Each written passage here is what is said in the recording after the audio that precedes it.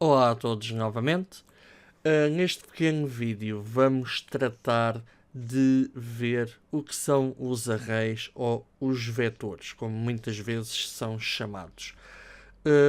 Os arrays ou vetores, na realidade, são conjuntos de tipos básicos de linguagem C. Ou seja, aqui na minha linha número 6, eu estou a definir um array. Portanto, eu tenho um vetor que eu digo, eu vou ter um vetor de inteiros, cujo nome eu chamei conjunto números. Eu posso a qualquer altura chegar aqui e dizer que isto são batatas, portanto não importa. Este é o nome que eu quiser dar ao vetor, e a única diferença que eu tenho para um número inteiro individual, para uma variável, é a identificação de parênteses retos. Eu tenho aqui uma designação em que eu digo, tenho um vetor de inteiros que tem o nome conjunto underscore números e tenho aqui um parênteses retos sem nada cá dentro. E digo que isto é igual a abre chavetas 15, 0, 34 e 25. Ora, isto é uma forma de nós instanciarmos, ou seja, criarmos um vetor precisamente no momento em que sabemos quais são os valores pré-definidos que aquele vetor vai usar. Ora, neste exemplo, eu tenho aqui escrito, portanto, as temperaturas em Portugal. E o que é que nós devemos ter em atenção? Nós devemos ter em atenção que este vetor específico tem 1, 2, 3, 4 elementos lá dentro. Ou seja, neste momento, o tal conjunto de números só vai ter 4 números lá dentro. E o que é que nós devemos ter em atenção? Nós devemos ter em atenção que quando o vetor tem de ser lido, para podermos mostrar alguma coisa para o terminal ou para conseguir fazer alguma operação matemática ou simplesmente ir buscar o valor que está guardado nas posições, nós podemos observar um vetor como caixas, ou seja, cada caixa vai guardar um vetor lá dentro, vai guardar, um número lá dentro. Nós devemos começar a contagem na posição 0. Ou seja, a primeira caixa é a posição 0. Enquanto que o ser humano normalmente começa a contar a partir do número 1, a linguagem C começa a contar a partir da linguagem da numeração 0. Por isso é que eu tenho aqui este exemplo, que são apenas um printfs, daquilo que nós já temos visto até agora, em que eu digo temperatura 0, ou seja, aquilo que eu tenho no meu vetor conjunto de números na posição 0 vai ser mostrado porque é um número. Aqui a mesma coisa para a temperatura número 1, a temperatura número 2 e a temperatura número 3. Ok, eu aqui tenho um pequeno exemplo que diz temperatura 4. Isto aqui não faz sentido, porquê?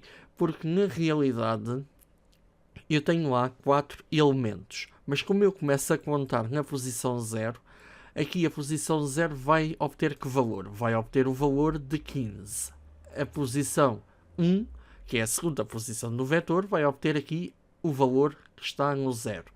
A posição de 2, que é a minha terceira posição no vetor, vai obter o valor do 34. E o conjunto de números, portanto, na posição 3, que é a minha quarta posição do vetor, vai obter o valor que aqui está de 25.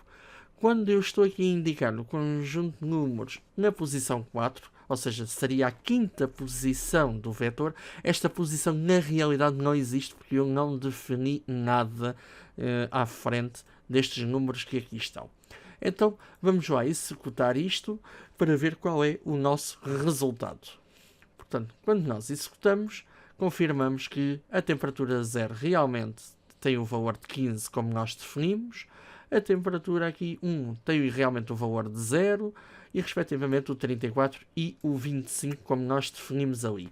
E aparece aqui um valor extremamente grande que nós não inserimos.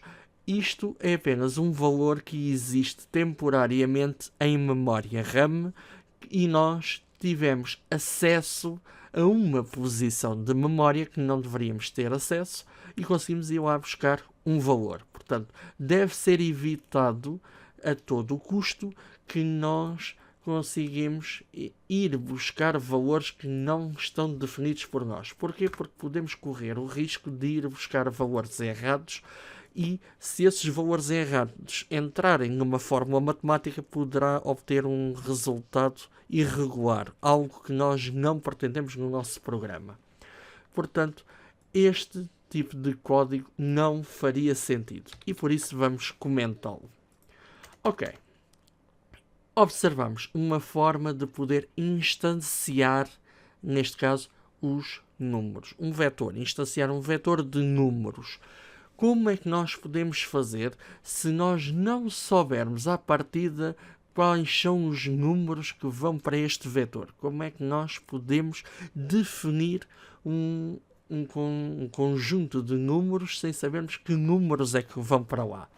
Ora, se nós não tivermos forma de inserir estes números, por exemplo, se eu estiver a fazer uma aplicação de uma espécie de totoloto em que o utilizador vai inserir números aleatoriamente, eu não posso dizer que ele vai inserir estes números específicos. Então, o que é que eu faço? Aquilo que eu faço é, eu vou só agarrar nesta parte de código e vamos assumir que só vamos criar o vetor, mas não vamos ainda dizer quais são os seus conteúdos. Nós temos que criar o vetor definindo claramente quantas posições é que ele tem. Ou seja, nós muitas vezes não temos a certeza em programação de quantas posições devemos atribuir a um vetor, e existem outras linguagens de programação que na realidade até facilitam porque não exigem que nós definamos logo um valor inicial. No entanto, nós vamos indicar que o nosso vetor tem 5 posições. Portanto, isto é uma instanciação de um array de inteiros que tem, na realidade, apenas 5 posições. Ou seja, começa na posição 0, 1, 2, 3 e depois vai até à posição 4. Normalmente não é muito boa política inserir aqui os valores diretamente. Aquilo que recomendaria era criar uma constante que pode ser representada desta forma, ou seja, com um cardinal, define o nome da constante que nós queremos definir e depois apenas o valor, neste caso 5.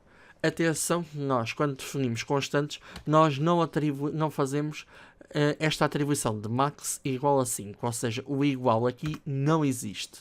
Quando nós definimos uma constante, apenas colocamos o hashtag, ou cardinal, como quiserem chamar, define o nome da nossa constante e qual é o valor que fica atribuído a essa constante. E depois, nos nossos vetores, nós não vamos colocar aqui o valor de 5, vamos sim colocar o nome da nossa constante. Mas o efeito é exatamente o mesmo. Okay? Portanto, eu ter aqui, neste preciso momento, como o nosso código está, eu ter aqui a palavra max, que está ali associada àquela constante e, por consequente, associada ao valor de 5, ou ter aqui diretamente o valor de 5, seria a mesma coisa. A vantagem de eu colocar uma constante é que, se eu precisar de alterar neste vetor ou em outros vetores os valores máximos, eu posso simplesmente fazer uma alteração numa única linha. Não preciso de ir a todos os pontos do código onde existe um vetor e ter que alterar todo o conteúdo interno. Portanto, neste caso, estamos a definir um vetor que tem 5 posições. Como é que nós podemos inserir valores para dentro deste vetor? Ora, eu posso a qualquer momento, portanto, fazer aqui a chamada do meu vetor, não é? Eu tenho que indicar qual é que é a posição em que eu quero trabalhar. Ora, eu por acaso quero trabalhar com a posição 0. Ok, e eu digo que a posição 0, neste caso, vai ter um valor de 20. E vamos assumir, por agora que esta era a única alteração que eu faria. Ou seja, eu não estou a fazer nenhuma alteração para a posição 1, nem para a posição 2, nem para a posição 3 do meu vetor. Vamos executar o código tal como ele está neste momento e vamos ver os resultados.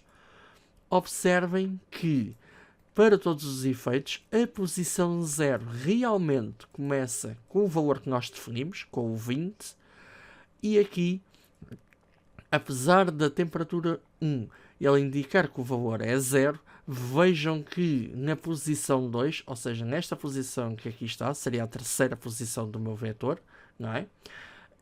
Eu tenho aqui o valor de 53 e depois na temperatura 3 eu também tenho o valor de 0. Então o que é que isto significa? Em memória, as diversas posições que estão associadas ao meu vetor que ainda não foram preenchidas podem ter lixo da memória RAM. Portanto, terem atenção que é recomendado também fazer a limpeza do vetor. No entanto, o que é que eu posso executar? Bom, eu copiando este pedaço de código que aqui está, vamos só aqui criar mais um conjunto de números e eu digo o quê? Olha, o meu vetor na posição 1 vai ter, neste caso, o valor de 100. Na posição número 2 deste vetor, eu quero que ele tenha, por exemplo, o valor de 5. Na posição 3, eu posso colocar outro valor qualquer, como por exemplo o 90, e a posição 4 eu posso colocar 3290. Portanto, dado que isto é um vetor de inteiros. A mesma coisa seria aplicável com floats. Neste caso, para a simplificação, usaremos inteiros.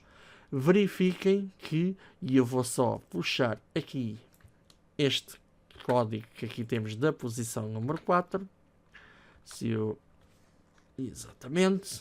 Ora, verifiquem que eu faço a criação do vetor, atribuí valores para cada posição individualmente e depois aquilo que eu fiz foi simplesmente fazer um print de cada posição desse vetor. Ok? Portanto, e atenção, eu posso a qualquer momento alterar esta ordem. Mas vamos executar e vamos ver o resultado. Ora, verifica-se que aquilo que eu realmente defini para cada posição do meu vetor de inteiros corresponde exatamente àquilo que eu aqui tenho. Portanto, para todos os efeitos, nós sabemos que isto funciona corretamente. O que é que eu quero dizer? Que quando digo que nós podemos alterar, eu posso sempre alterar aqui, obviamente, o meu printf e simplesmente colocar, por exemplo, aqui a minha posição número 4 primeiro e depois posso colocar aqui a posição do 2 depois daqui do 3 e ficaria assim uma ordem ligeiramente diferente. Eu posso fazer isto. Portanto, nada nestes printfs interfere com os valores que lá estão dentro. E vejam o seguinte, quando eu faço o print, verifiquem que as posições estão totalmente corretas. Portanto, aquilo que eu tinha na posição 4 mantém-se, aquilo que eu tenho na posição 1 também, e nas restantes a mesma coisa. Portanto, não esquecer que o printf e a forma como eu estou a mostrar as coisas aqui no terminal não interferem com o conteúdo do vetor. No outro vídeo a seguir, vamos ver a possibilidade que temos de criar um ciclo que peça ao utilizador vários números e vai preenchendo diretamente para dentro do meu vetor. Até lá!